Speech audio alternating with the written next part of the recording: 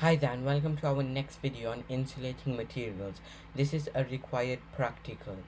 So in this video we are going to be learning about variables. We need to control the dependent variables and the independent variables in this experiment. We're going to be looking at the method, and we're going to give a reason why we have those types of methods, and finally we're going to be having a look at the results. So first of all, let's start off with the variables.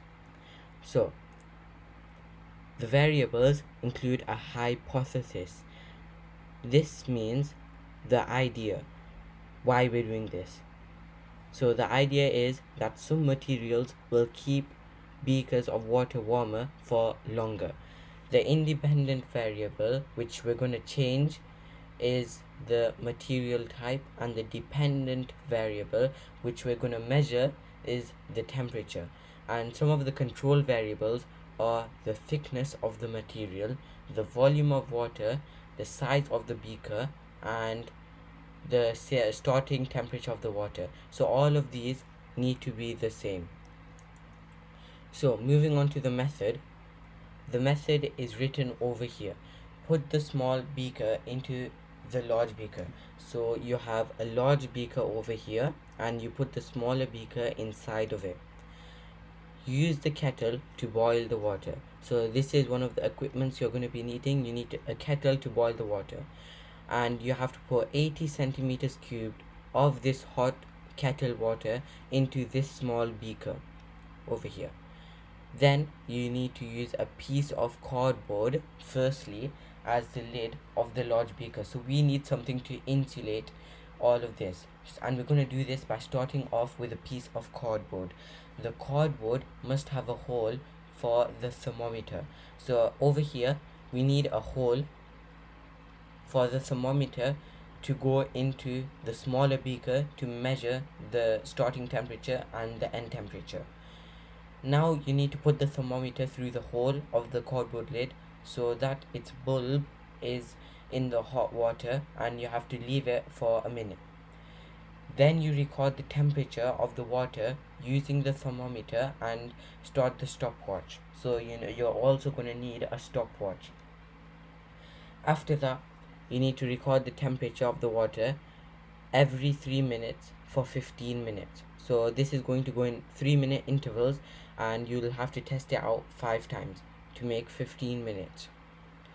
Now you need to repeat the experiment, filling the space between the beakers with different insulating materials. So this could be maybe cotton, maybe plastic, it could be anything like that. Now expanding on this, step 1. We do step 1 to produce reliable results with the same size beaker, because we're putting a smaller beaker inside a larger beaker. And step 2, we need the control variable because it needs to start at the same point. We can't have a vary of temperature. That's why we put it in the kettle and we pour out exactly 80 centimeters cubed. So it is same for all parts of the experiment.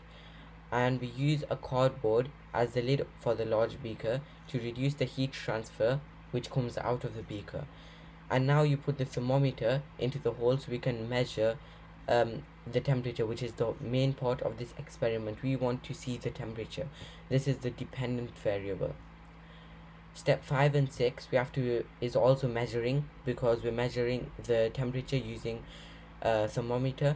And in step 7 we're changing the independent variable by repeating it with different insulating materials. So now we've done our experiment, we need to look at our results. So after you've noted down the results to the experiment, you can then plot them down in a graph just like this one, in a lined graph, to see the detailed changes between each category. So let's say you did plastic, you did cardboard, and you did wool. We need to see how far these went on the line graph. So maybe we can do this in temperatures 0, 10 degrees, 20 degrees, 30 degrees. we need to see how much they went. So if we start off with plastic, let's say went for 20 degrees, we can plot a point there. Cardboard maybe went down to 5 degrees, we can plot a point there. And then for wool, maybe went down even lower to maybe below the graph, so -1. And then you can see that there is a line graph right there.